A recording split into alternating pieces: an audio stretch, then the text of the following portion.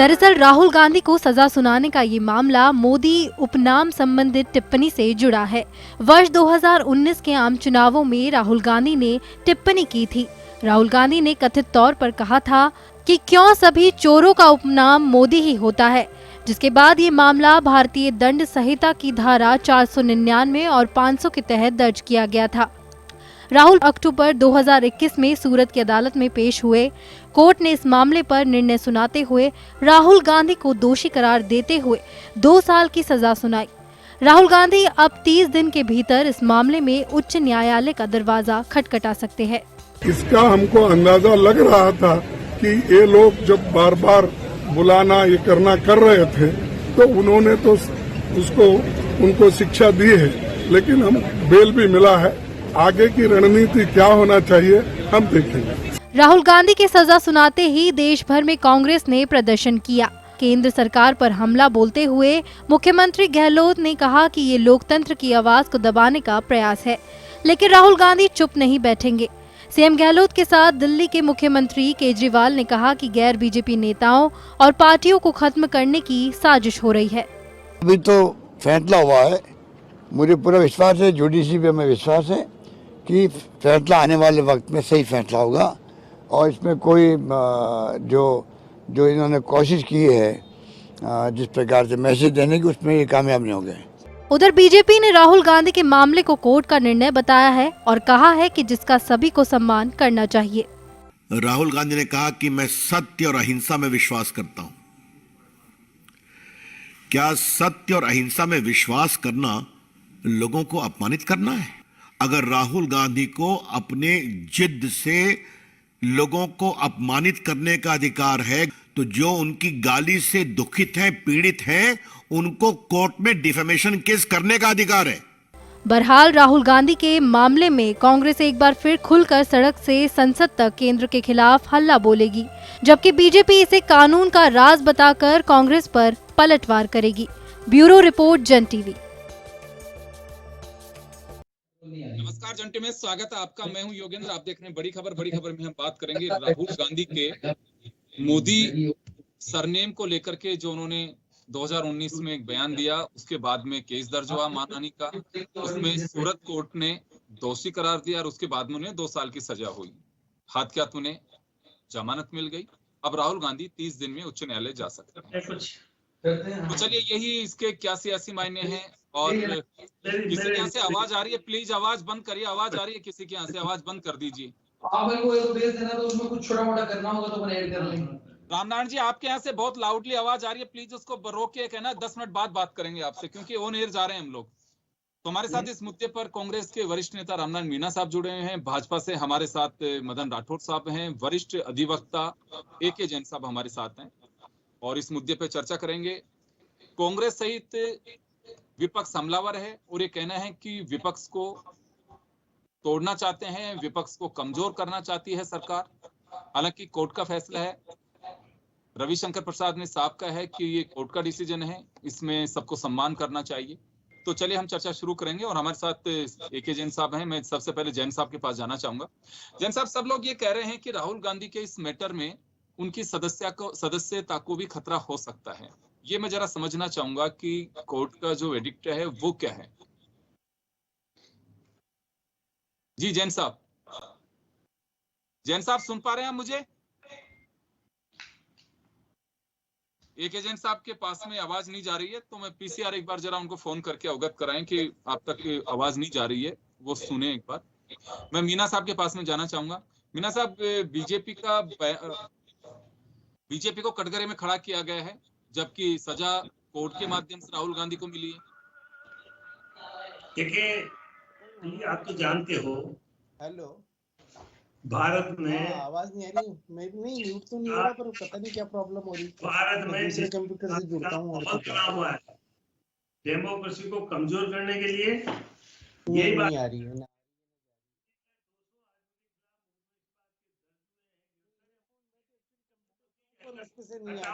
या तो इस फोन से ये नारा तो उनका नारा जो लगता है इंदिरा गांधी को हटाने के बाद किसी भी पार्टी ने इस तरह के मुंह में दर्ज नहीं किया है। तो यही स्थिति उसकी है कि 2 महीने की मैक्सिमम सजा है। 325 में 7 साल की सजा है, लेकिन 5 दिन 10 दिन 1 महीने की सजा दी जाती है। इसमें मैक्सिमम क्यों दी? मैं जुडिशरी पे क्वेश्चन नहीं करना चाहता, लेकिन विचारणीय चीज है कि प्रभाव का दुरुपयोग का इस्तेमाल है। मदन जी कुछ भी कहें, लेकिन मदन जी भी जानते हैं कि ये प्रजातंत्र का गला घोंटने का एक षड्यंत्र है, क्योंकि राहुल गांधी बोलते हैं और राहुल गांधी बहुत दिनों से कह रहे हैं कि अडानी के साथ क्या हो रहा है, ये पूंजीपति है, मुट्ठी भर पूंजीपति है, 50 आदमी की पूंजीपति है, उसकी सारी संपत्ति देश की चली गई, एयरपोर्ट तक उनको दे दी। तो उन्होंने गलत नहीं कहा था। आज अडानी का 3000 करोड़ रुपया हर महीना कम हो रहा है, चीफ स्थिति बन गई है। सारे बैंक स्थिति रही, ये स्थिति रही तो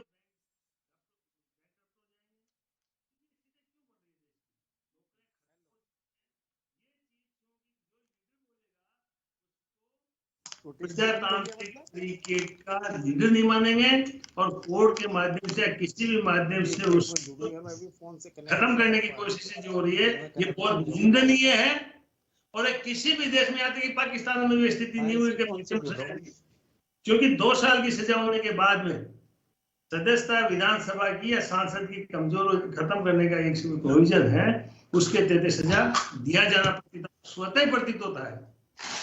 2 साल की सजा, ये जो स्थितियां बनी हुई है, ये देश को कमजोर कर रही है, प्रजातंत्र को खत्म कर रही है। क्योंकि राहुल गांधी एक राष्ट्रीय पार्टी के लीडर हैं, इसलिए उनको खत्म करने की साजिश है, ताकि कोई उस डर से कोई बोले। चलिए, मदन राठौड़ साहब हमारे साथ है। मदन जी, ये विपक्ष को कमजोर करने की साजिश बताई जा रही है। बीजेपी भी को घेरने के लिए कांग्रेस भी कह रही है, आम आदमी पार्टी और दूसरी पार्टियों ने भी कहा है कि ये विपक्ष को कमजोर करने की एक साजिश रची जा रही है। देखिए, सबसे पहले तो मैं राम नारायण जी इतने वरिष्ठ नेता हैं, हमारे राजस्थान विधानसभा के उपाध्यक्ष भी रहे हैं और अभी विधायक है, लोकसभा के सांसद भी रहे। अब वो कोर्ट के आदेश की आलोचना कर रहे हैं। मैं सोचता हूँ कि ये कर नहीं सकते, करना नहीं चाहिए। दूसरी बात मैं ये बताऊं कि कोई भी नेता यदि कोर्ट के फैसले के विरोध में कहीं जनता के बीच में बोलता है, मैं सोचता हूं कि ये कोर्ट का अपमान है। और वैसे राहुल गांधी के बारे में तो क्या कहें, कभी तो चौकीदार चोर बोल दिया, कभी मौत का सौदागर बोल दिया, कभी बोल दिया गंगू तेली है, कभी बोल दिया चाय वाला है, कभी कोई क्या बोलता है, कभी कोई क्या बोलता है। मोदी विरोधी पोस्टर दिल्ली में लगाए जा रहे हैं, बेनामी पोस्टर, कि कौन किसने छापा, नाम नीचे देना, वो भी नहीं लिखा और नाम भी नहीं लिखा। ऐसे काम करते हैं।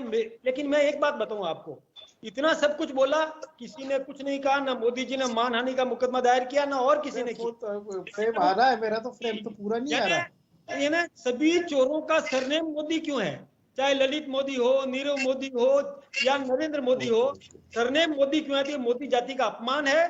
चाहे उसमें साहू हो, मोदी हो, घाटी हो, तेली हो, राठौड़ हो, ये सब मोदी हैं। तो मोदी जाति का अपमान किया है। और पुनेश मोदी जो विधायक हैं, पूर्व मंत्री भी रहे गुजरात में, उन्होंने सूरत में जो मुकदमा दर्ज करवाया था, वो इसी बात का किया कि हमारे समाज को उन्होंने बदनाम करने का, उनके मानहानि की है, वो मुकदमा है, कोई मोदी जी ने नहीं दर्ज करवाया। ठीक इसी प्रकार से चौकीदार चोर बोला, तो चौकीदार समाज के लोगों ने, यहाँ तक कि मेरा ड्राइवर चौकीदार है, उसने भी कहा कि मेरे को गाली बोली। यानी क्या बात है, चौकीदार एक जाति है, इनको पता नहीं है ना। ये तो घर में पड़े हैं, घर में ही इनकी परीक्षा हुई है, इनको जनता का कुछ पता नहीं है। पहली बार ये भारत जोड़ो के लिए पैदल निकले थे, तो कुछ थोड़ा बहुत हमने सोचा कि कुछ अनुभव आया होगा, कुछ थोड़ी मैच्योरिटी बढ़ी होगी, लेकिन कुछ भी नहीं। ये क्या बोल देते हैं। ये लोकसभा चुनाव 2019 में, और वहां पर इन्होंने बोल दिया था कोलार के अंदर, कर्नाटक में, कि चाहे ललित मोदी हो, चाहे नीरव मोदी हो, चाहे नरेंद्र मोदी हो, ये सभी चोरों का सरनेम मोदी क्यों होता है? अरे क्या बात हो गई भाई, आप कौन मोदी है? नरेंद्र मोदी कौन जाति का है? नीरव मोदी कौन जाति का है? ये ललित मोदी कौन जाति का? इनको पता ही नहीं है। इनको लगता है ये सभी मोदी ही है, उसी की जाति के हैं, है ना। ऐसी किसी भी जाति के लिए अपमानजनक शब्द बोलना ठीक नहीं है। मैं एक बात बताऊं, इन्होंने कहा कि मेरा इरादा ये नहीं था, मेरा इरादा गलत नहीं था। आज कोर्ट में बोला उन्होंने कि मेरा इरादा गलत नहीं था। अरे भाई, आज बोल रहे हो, इतने दिन पहले बोल देते, सॉरी, माफी मांग लेते, कुछ भी हो जाता तो शायद इतने इस नौबत 2 साल की सजा और 15,000 का जुर्माना तक की नहीं होती।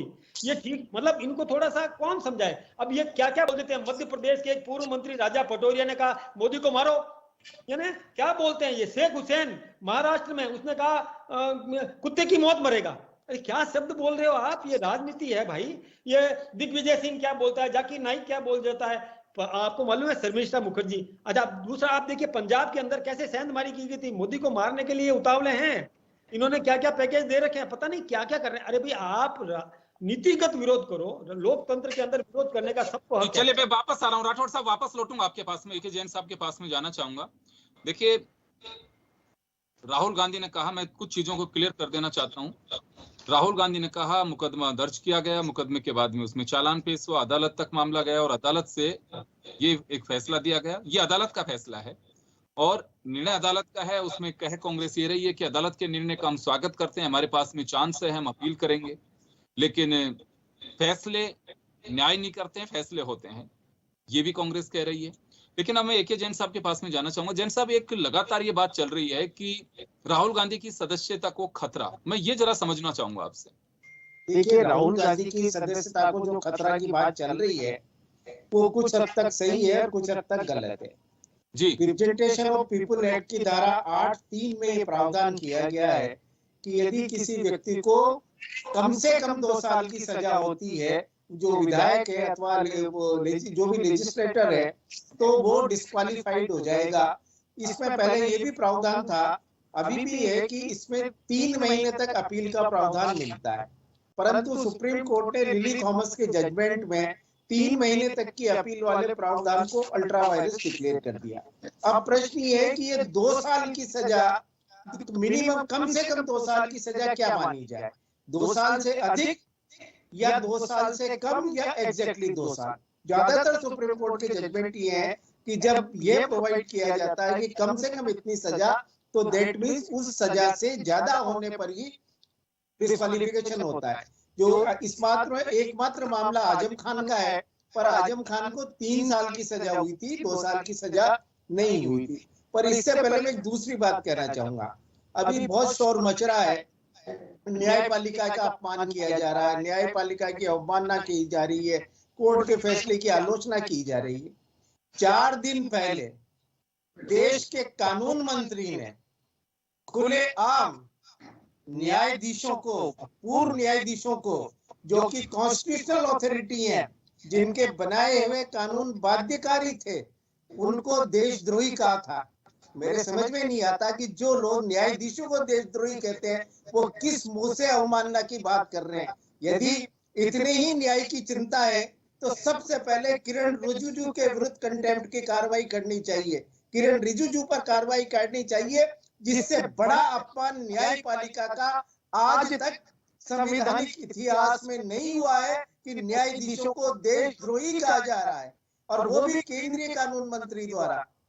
एक मजिस्ट्रेट का फैसला है, और मजिस्ट्रेट का फैसला भी, क्योंकि अरुंधति के राय के जजमेंट में सुप्रीम कोर्ट ने ये कहा है कि जजमेंट को क्रिटिसाइज करने की उसी तरीके से शक्तियां हर एक को प्राप्त है जिस तरीके की किसी भी एडमिनिस्ट्रेशन के सामान्य निर्णय की जो क्रिटिसिज्म किया जाता है वो किया जा सकता है। सिर्फ व्यक्तिगत आरोप लगाना अवमानना की श्रेणी में आता है, और व्यक्तिगत आरोप लगाए हैं किरण रिजिजू ने, कंटेम्प्ट की कार्रवाई उन पे की जानी चाहिए। ये मैं कह रहा हूं कि हर आदमी जो न्यायपालिका से जुड़ा हुआ है वो इस बात से लेकर आहत है कि देश का कानून मंत्री पूर्व न्यायाधीशों को देशद्रोही कह रहा है।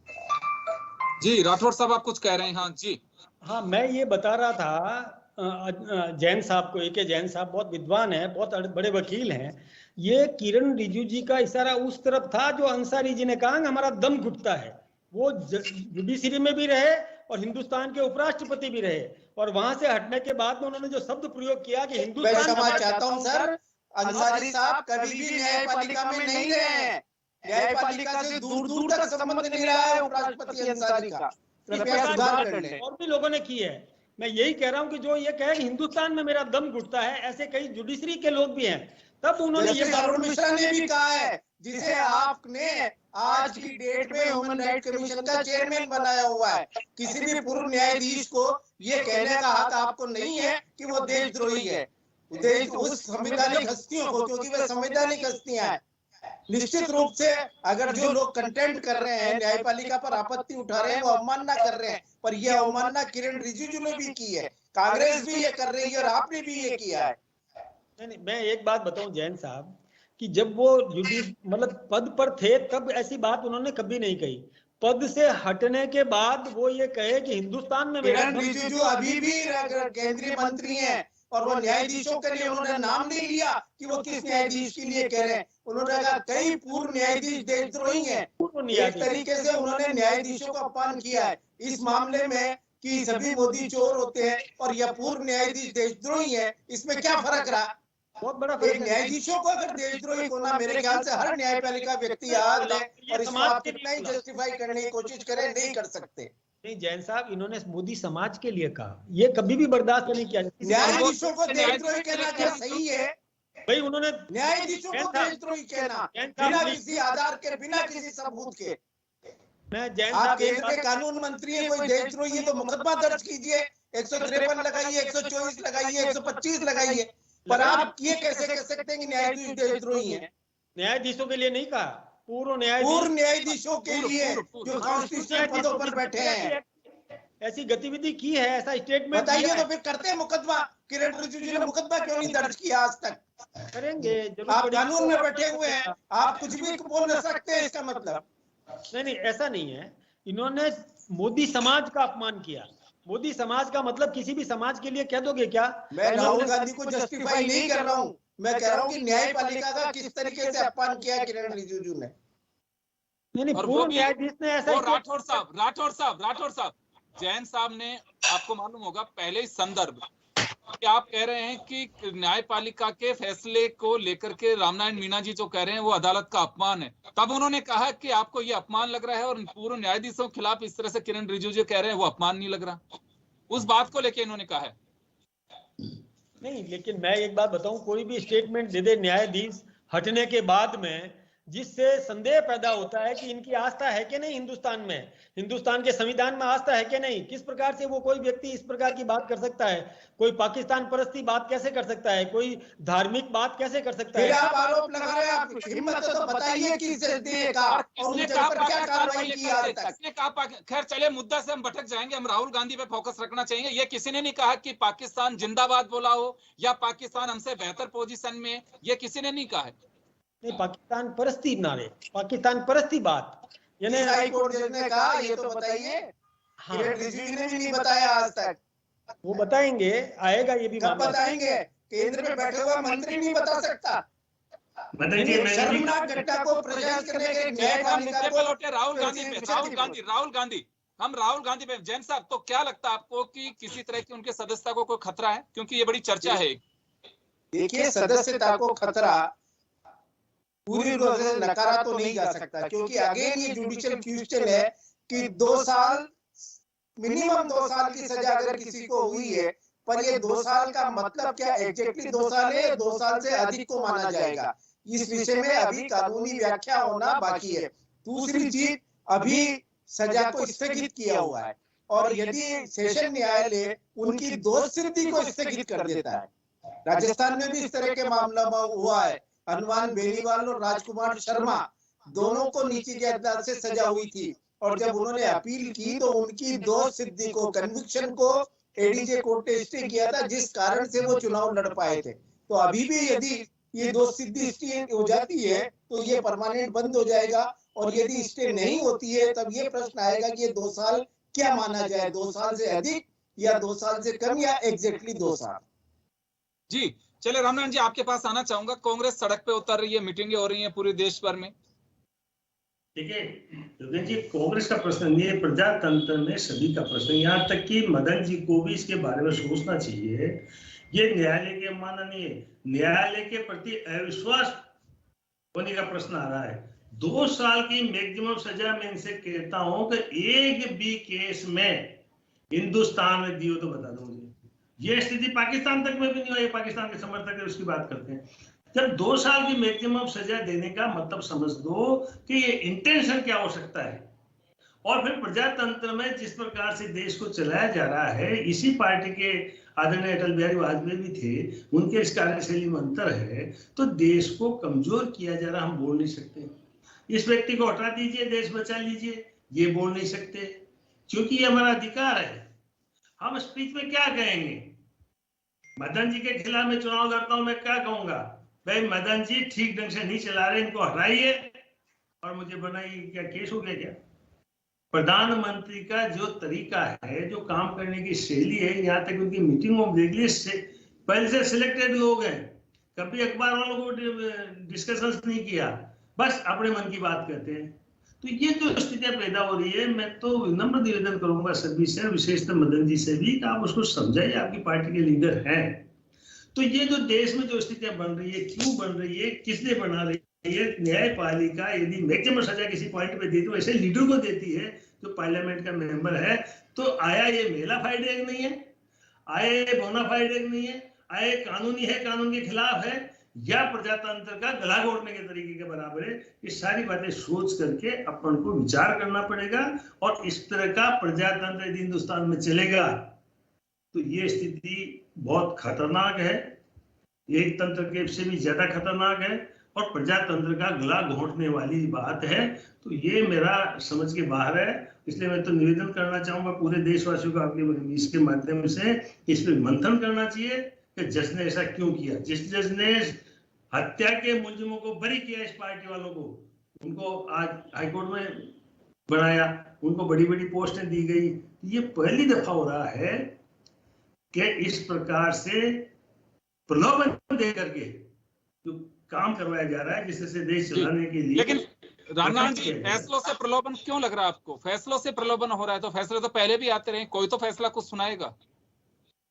नहीं, लेकिन जिस प्रकार से फैसला सुनाया गया है, प्रकार से देखा गया है, कानून ये भी जानते हैं थोड़ा बहुत। किसी की असहमति फैसले से हो सकती है, वो कोई भी जुडिशरी में जो बैठा व्यक्ति है वो अपने अधिकारों से बाहर नहीं जाता, उसकी जो ड्यूटी है वो करता है वो। लेकिन कोई इससे खुश होता है, कोई ना खुश होता है। ये अधिकारों से बाहर है, ये पॉलिटिकली कमजोर करने का पार्टी विशेष को, व्यक्ति विशेष को, और चूंकि उसने प्रधानमंत्री के खिलाफ कहा है, इसलिए उससे जोड़ करके जो किया गया।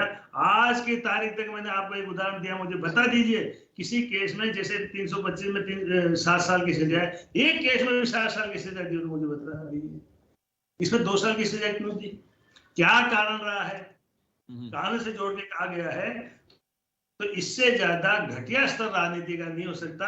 ये हमारे लिए चिंताजनक है। 30 सेकंड में मदन राठौड़ साहब से जानना चाहूंगा, समय कम है। राठौड़ साहब, आप 30 सेकंड में अपनी बात कहिए कि राजनीति का घटिया स्तर, घटिया दौर चल रहा है, इस वजह से सारी चीजें एक तैयार की जा रही हैं जिसमें जुडिशरी की आड़ ली जाती है। ये कांग्रेस का आरोप है। देखिए, मैं एक बात आपसे बताऊं कि कभी भी किसी व्यक्ति विशेष के विरोध में बोला तो कभी कोई नरेंद्र मोदी ने या हम में से किसी ने कोई कमेंट नहीं किए, चाहे उन्होंने चौकीदार चोर बोला, गंगू तेली बोला, कुछ भी बोला। नरेंद्र मोदी तो बात नहीं करते, एक जाति है, एक सरनेम है। अब वो ललित मोदी, नीरू मोदी को कहा नरेंद्र मोदी से बात कर रहे हैं? मोदी जाति का है। मैं चौकीदार चोर है, ये भी मामला अदालत तक जा चुका है। मैं एक बात बताऊं, कोई जान से मार देश का प्रधानमंत्री देश को बेचेगा, रेल की पटरी को बेचेगा, राजा उसने ये कहा कि मोदी को मारो, क्या होगा?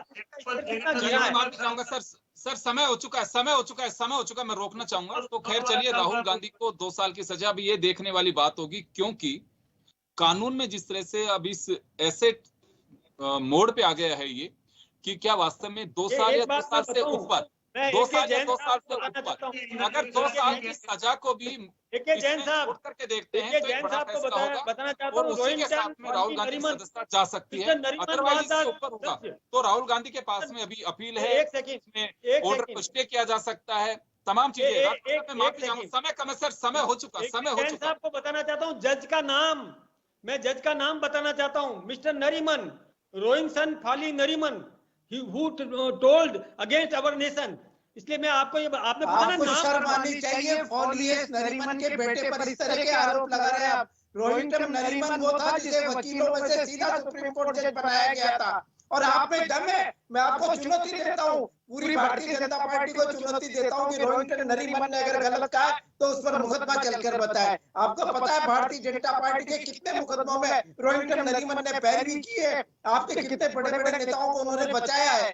अगर रोहिंटन नरीमन जैसे समय हो चुका है, वक्त हो चला कि अभी आप लोगों से इजाजत लेने का। आप सभी का बहुत बहुत शुक्रिया, दीजिए इजाजत, नमस्कार।